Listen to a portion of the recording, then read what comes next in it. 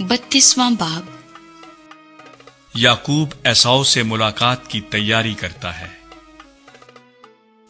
और याकूब ने भी अपनी राह ली और खुदा के फरिश्ते उसे मिले, और याकूब ने उनको देखकर कहा कि ये खुदा का लश्कर है, और उस जगह का नाम महानीम रखा।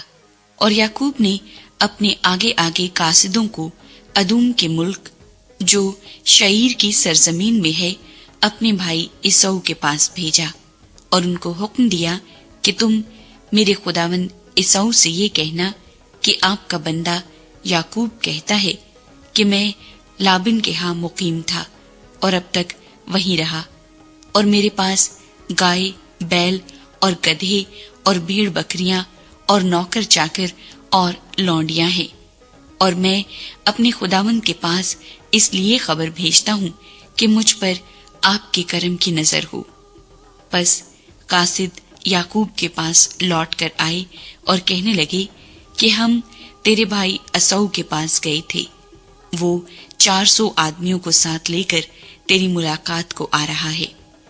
तब याकूब निहायत डर गया और परेशान हुआ, और उसने अपने साथ के लोगों और भेड़ बकरियों और गाय बैलों और ऊंटों के 2 गौल किए, और सोचा कि अगर इसौ एक गौल पर आ पड़े और उसे मारे तो दूसरा गौल बचकर भाग जाएगा। और याकूब ने कहा, ऐ मेरे बाप इब्राहिम के खुदा और मेरे बाप इसहाक के खुदा, ऐ खुदावंद जिसने मुझे ये फरमाया कि तू अपने मुल्क को अपने रिश्तेदारों के पास लौट जा और मैं तेरे साथ भलाई करूंगा, मैं तेरी सब रहमतों और वफादारी के मुकाबले में जो तूने अपने बंदे के साथ बरती है बिल्कुल हेच हूं, क्योंकि मैं सिर्फ अपनी लाठी लेकर इस यर्दन के पार गया था, और अब ऐसा हूं कि मेरे 2 गौल हैं। मैं तेरी मिन्नत करता हूं कि मुझे मेरे भाई इसौ के हाथ से बचा ले, क्योंकि मैं उससे डरता हूं कि कहीं वो आकर मुझे और बच्चों को मां समेत मार ना डाले। ये तेरा ही फरमान है कि मैं तेरे साथ जरूर भलाई करूंगा और तेरी नस्ल को दरिया की रेत की मानिंद बनाऊंगा, जो कसरत के सबब से गिनी नहीं जा सकती।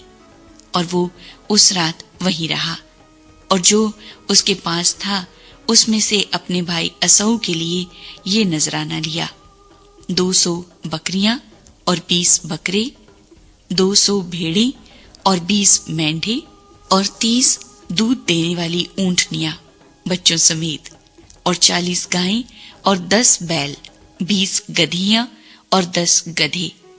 और उनको जुदा जुदा गौल करके नौकरों को सौंपा, और उनसे कहा कि तुम मेरे आगे आगे पार जाओ और गौलों को जरा दूर दूर रखना।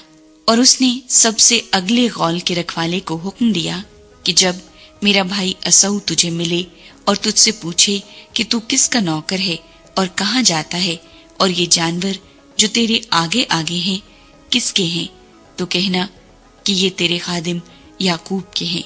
ये नजराना है जो मेरे खुदावंद असौ के लिए भेजा गया है, और वो खुद भी हमारे पीछे पीछे आ रहा है। और उसने दूसरे और तीसरे को और गौलों के सब रखवालों को हुक्म दिया कि जब इसौ तुमको मिले तो तुम यही बात कहना, और ये भी कहना कि तेरा खादिम याकूब खुद भी हमारे पीछे पीछे आ रहा है। उसने ये सोचा कि मैं इस नजराने से जो मुझसे पहले वहां जाएगा उसे राजी कर लूं, तब उसका मुंह देखूंगा, शायद यूं वो मुझको कबूल करे। चुनाचे वो नजराना उसके आगे आगे पार गया, पर वो खुद उस रात अपने डेरे में रहा। फनीएल में याकूब कुश्ती लड़ता है, और वो उसी रात उठा और अपनी दोनों बीवियों, दोनों लौंडियों और 11 बेटों को लेकर उनको यबूक के घाट से पार उतारा, और उनको लेकर नदी पार गिराया और अपना सब कुछ पार भेज दिया। और याकूब अकेला रह गया, और पौ फटने के वक्त तक एक शख्स वहां उससे कुश्ती लड़ता रहा। जब उसने देखा कि वो उस पर गालिब नहीं होता, तो उसकी रान को अंदर की तरफ से छुआ, और याकूब की रान की नस उसके साथ कुश्ती करने में चढ़ गई, اور اس نے کہا مجھے جانے دے کیونکہ پاؤ پھٹ چلی۔ یعقوب نے کہا کہ جب تک تو مجھے برکت نہ دے میں تجھے جانے نہیں دوں گا۔ تب اس نے اس سے پوچھا کہ تیرا کیا نام ہے؟ اس نے جواب دیا یعقوب۔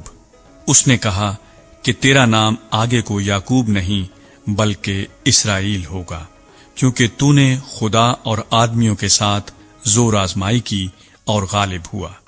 تب یعقوب نے اس سے کہا کہ میں تیری منت کرتا ہوں تو مجھے اپنا نام بتا دے۔